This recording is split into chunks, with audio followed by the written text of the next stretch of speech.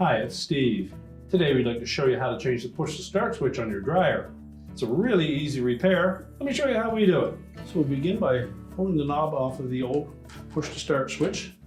Simply pull it off, but make sure that the metal insert is still inside of the knob, and if not, you'll need to remove it from the old start switch.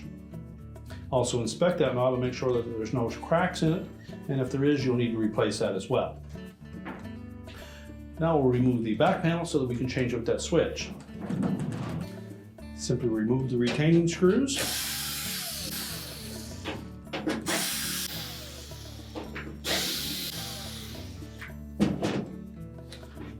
Lift the back panel away.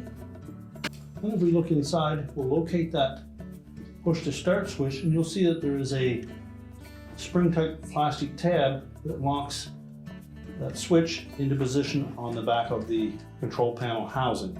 Now with the back panel removed, our next step would be to remove the wires from the old switch. And typically they're on there quite snug, so if they don't pull off easily, take a pair of needle nose pliers, grasp the connector, and then pull them off.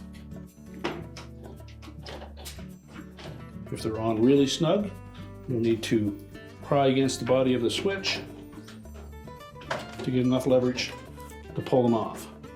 Just make sure that we don't distort the shape of that connector, or they won't fit snug when we reattach them to the new switch.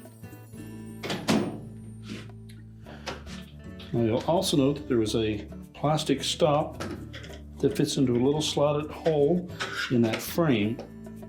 So what we need to do is just lift that stop out of that hole, and then we're going to rotate that switch about 1/8 of a turn.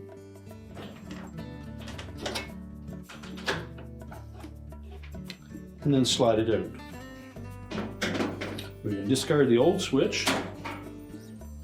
When we take the new one, you'll note that square shape of the housing has to fit into that opening.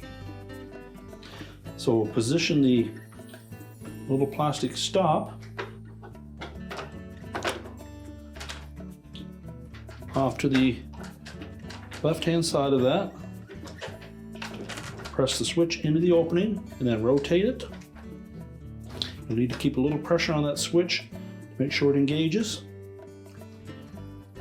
And rotate it until that stop drops into the opening.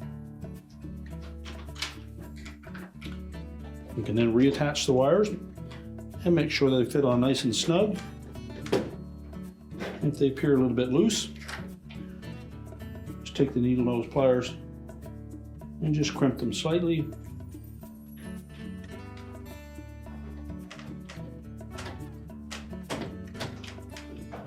So that we get a nice tight fit. And now we can put the back panel back on.